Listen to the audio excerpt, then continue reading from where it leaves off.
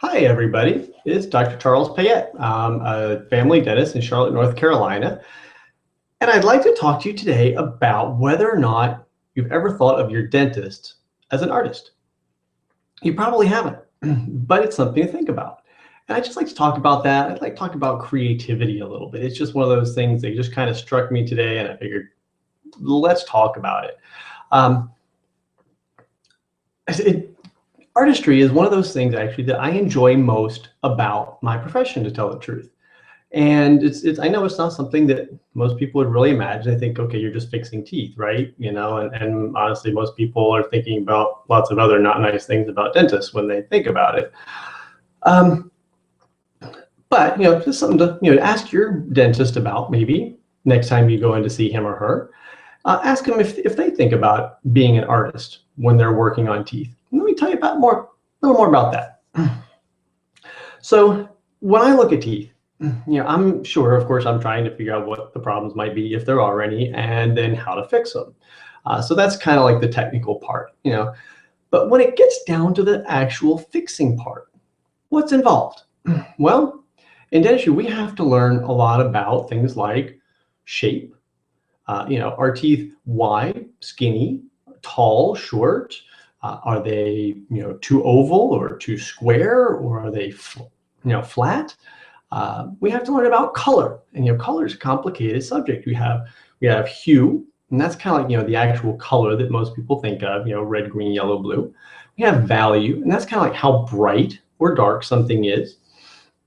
And then we have chroma. Actually, I just realized I got that mixed up. Chroma is actually the color that you think of.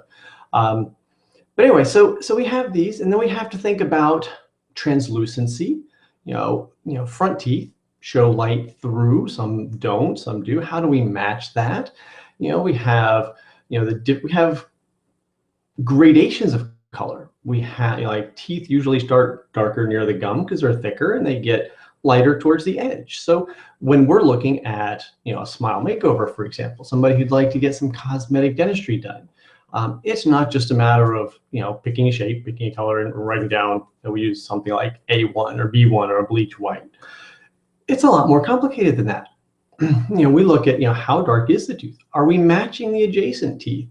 Are we keeping adjacent teeth natural, or are we totally making over here? How much control do we have with that? With matching natural teeth, we're kind of limited, and we have to figure out how to make it match just right. And if we're getting freedom to, make over the smile completely, wow, we have so much freedom. How natural do we look at? Does it have texture? Is it smooth? Is it rough? Does it have little lines in it? So these are the kinds of things that, we have to think about as dentists. Shape, color, symmetry. That's another one. Smiles should look pretty similar from side to side.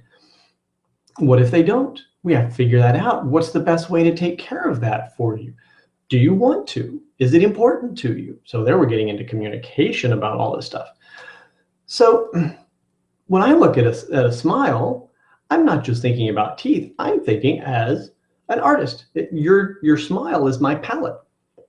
And that's why also, really high quality cosmetic dentists tend to work with labs that are also geared towards this, who also study this in depth and detail. Learning color, the whole complementary colors and all that stuff, the color wheel, monitor calibration, so that what I see on my computer monitor, if I'm trying to communicate that, or printing, sending that pictures to a lab or to a patient. Dentistry is creative, and that's one of the things I really love about it. And in my blog post, which you'll see below, there's going to be some links. I'm going to share some people that I know on Google Plus, on Facebook, who share creative ideas. Robin Griggs Wood, there's going to be a video down at the bottom that I've previously shared of hers about being an artist, about becoming an artist, about being creative, from kids into adulthood. I didn't think I was much of a creative type when I was younger and into my early adulthood, but now I've learned to really enjoy it. And sure, at work, but also at home in photography. And don't ask me to draw anything with a pen and paper, by the way. Not a good. I can do stick figures. But photography, light, shadow, dark, it's fun being a dentist. You get to play around. You get to, use technology too. You know, you get to, cameras and all kinds of fun stuff. So if you haven't thought about that before, keep on reading.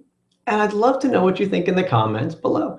Have you ever thought about your dentist as an artist or as a creative type before? If you haven't, ask them. You might be surprised at just how creative and artistic your dentist might be. And you can also check out, I'll have some links about some of my creative photography and things like that too, if you just want to check it out. So have a great day and be creative.